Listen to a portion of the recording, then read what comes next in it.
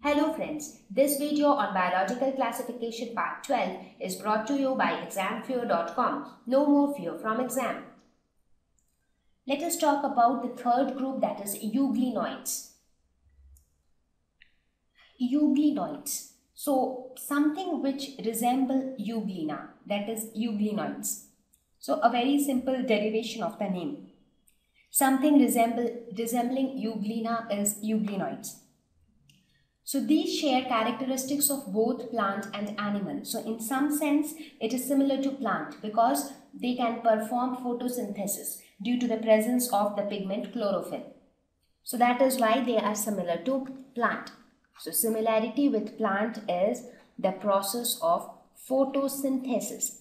And what is the similarity with animal? So what characteristic do they share with animal?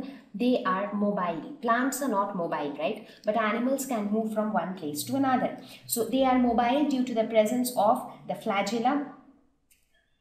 Now, another thing about the motion of this euglena. During its movement with the help of the flagella, when it moves during its motion, the shape of the euglena changes. This shape changing motion is known as metabolic. So the shape changing motion of amoeba is termed, of euglena is termed as metabolic. So this is shape changing motion with the help of flagella. So this type of special movement is shown only by euglena, and it is given a term called metabolic. Now when you talk about the structure, they do not have a cell wall, so no cell wall. So you saw in the previous two groups, dinoflagellates and chrysophytes, they had rigid cell wall. So here no cell wall.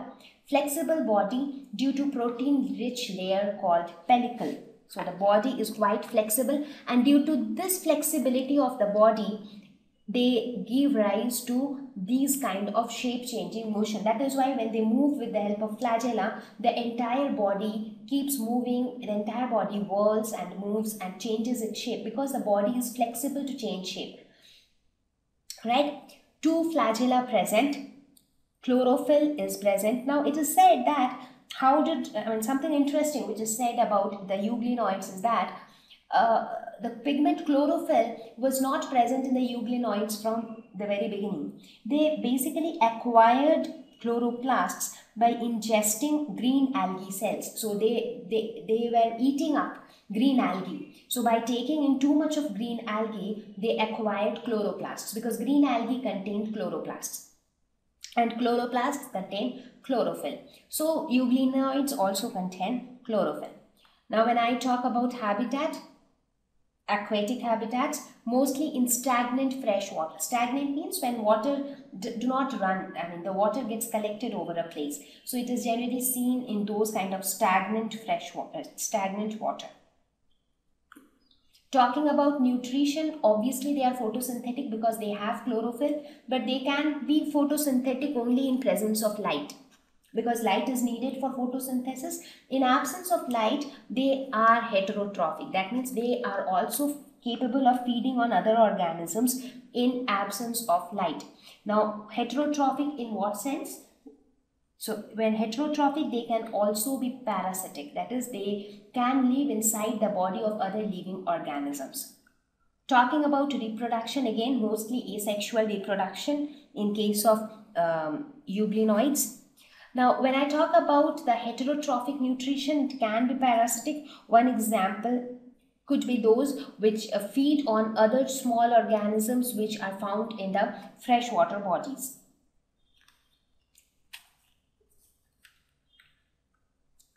Let us look at the next category, that is the slime molds. Slime molds, the word slime comes from the slimy appearance of something. Now, molds are something which fall under the category of fungi. Now, these are not molds, but because of its slimy appearance, they are given the name slime molds. Now, quite early, people used to think that slime molds should fall under the category of fungi. But then later on observing these organisms more closely, it was found that they do not have the features which are present in fungi. For example, if we try to compare them with fungi, so if you keep fungi on one side, the cell walls of fungi are made up of chitin. But if you look at slime molds, their cell walls do not contain chitin. If you look at fungi, they do not move. But if you look at slime molds, they move. So these were some of the basic difference where slime molds proved that they were not fungi, and then they were separately put under this kingdom Protista. So these are saprophytic protists. Saprophytic, sapro means rotten. So they feed on dead and decomposed matter. So they are all small nucleate organisms. That means their size-wise they are small, they have nucleus. Now their size may vary from very small to considerably larger size. These are fungus-like protists. They are not fungus, but then they have many similarities with fungi. That is why they are called fungus-like protists. So this is how they look like, the slime molds. These are the water molds, that they fall under this slime molds category. Structure made up of individual cells that form an aggregate mass. So here you can see the yellow colored structure, right? They are not individual cells. They are group of cells which have come together to give the appearance of an aggregate mass. Cell walls are retained even in the mass. So even when all the cells have come together and joined together to form this aggregated mass, their cell walls are still retained. So the individuality is still maintained. Talking about their habitat, they are generally seen in soil, lawns, forest floors. However, they prefer moist, decaying habitats because they feed on dead and decaying matter. So obviously they'll prefer decaying habitats. Extremely resistant, can survive under adverse conditions.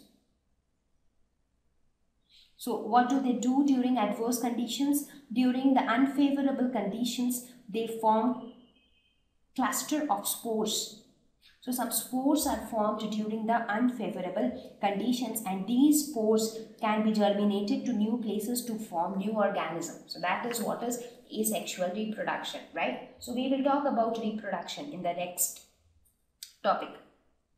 Before that, let us talk about nutrition. They are heterotrophic because they feed on dead matter. That is why they are saprophytes. Feed on bacteria, yeasts, fungi. Amoeba-like food ingestion. So how do they take food? They take solid food the way amoeba takes in food. You remember I had explained you how amoeba takes in food. So it engulfs the entire food particle inside its body. So that is how even slime molds take in solid food. Now talking about reproduction, mostly asexual reproduction using spores. As I said, during unfavorable conditions, these slime molds will form spores. Spores are small seed-like structures, and then those spores will be carried away to new places either by wind or water or by other animals, and wherever it reaches to those new places, those spores will germinate to form the new organisms, and the life cycle will keep on continuing the same way. Now these spores are very resistant. That means they can survive for a longer period of time because they have got thick resistant walls. Because if the spores do not survive for a longer time, then it will be difficult, right? Because the spores need to be carried away from one place to another. So it has to be resistant to face those adverse situations. So the spores are quite strong. So they reach other places and give rise to new organisms. Talking about the appearance of slime molds, they can be colored depending upon the pigments present inside them. Best examples would be water molds or the plasmodial molds. Thank you. Please visit www.examfear.com to watch more videos, attempt free online test, get free study material, find tutors and mentors. Thank you once again.